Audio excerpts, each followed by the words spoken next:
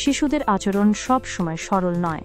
তাদের ভয়ের, কষ্টের বা দুর্বলতার প্রতিক্রিয়ায় অনেক সময় এমন কিছু আচরণ দেখা যায় যেটা বোঝা কঠিন।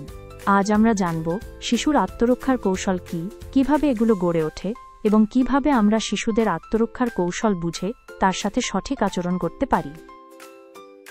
আমরা সকলেই যখন মানসিক চাপ, ভয় বা নিরাপত্তাহীনতায় পড়ি, তখন সেই পরিস্থিতি থেকে নিজেকে স্বাভাবিক অবস্থায় ফিরিয়ে নিয়ে আসার জন্য কিছু প্রতিক্রিয়া দেখাই বা পন্থা অবলম্বন করি।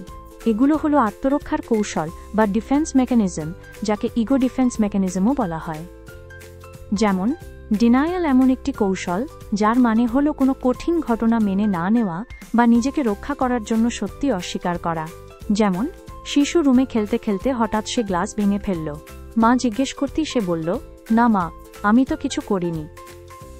রিগ্রেশন হলো ভীতিকর অভিজ্ঞতা থেকে রক্ষা পাওয়ার জন্য নিজের বয়সের তুলনায় ছোটদের মতো আচরণ করা। যেমন স্কুলে যাওয়ার কথা শুনে কান্না করা, পেটে ব্যথা অনুভব করা, আঙুল চোষা কিংবা কোনো কিছুর আড়ালে লুকিয়ে থাকা ইত্যাদি। প্রজেকশন হলো নিজের ভেতরের ভয়, ভুল বা খারাপ অনুভূতিগুলো অন্যের উপর চাপিয়ে দেওয়া। যেমন কোনো শিশু হয়তো পরীক্ষার জন্য যথেষ্ট প্রস্তুতি নেয়নি, কিন্তু পরীক্ষায় খারাপ করার পর বকুনি থেকে রক্ষা পাওয়ার জন্য বলল, শিক্ষক ইচ্ছে করে নম্বর কম দিয়েছেন। আবার খেলতে খেলতে ব্যথা পাওয়ায় বলল, গাড়ি আমাকে ব্যথা দিয়েছে। ফ্যান্টাসি মানে হলো যখন কোনো শিশু বাস্তব জীবনের সমস্যা বা দুঃখ ভুলে থাকার জন্য নিজের কল্পনার জগতে চলে যায়। সে যখন দুঃখ পায় তখন সে ভাবতে শুরু করে যে সে একজন সুপার হিরো যার বিশেষ ক্ষমতা আছে। এই দুঃখগুলো কোনো বিশেষ কারণেই তার কাছে এসেছে।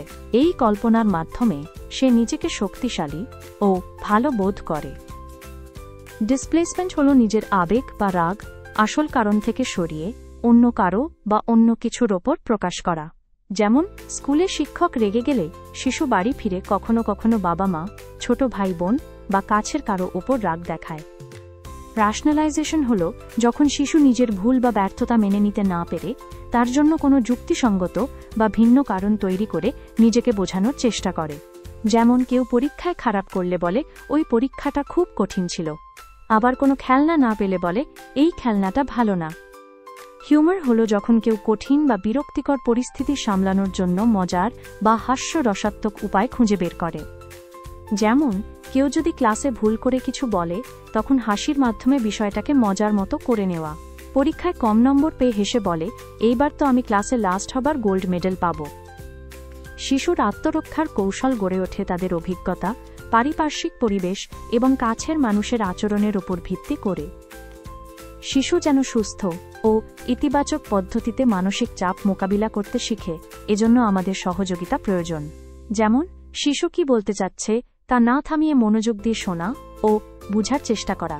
ঘরে ও স্কুলে এমন পরিবেশ তৈরি করা যেখানে শিশু নিজের অনুভূতি বলতে পারে, ভুল করলে বিচার নয় সহযোগিতা পায়।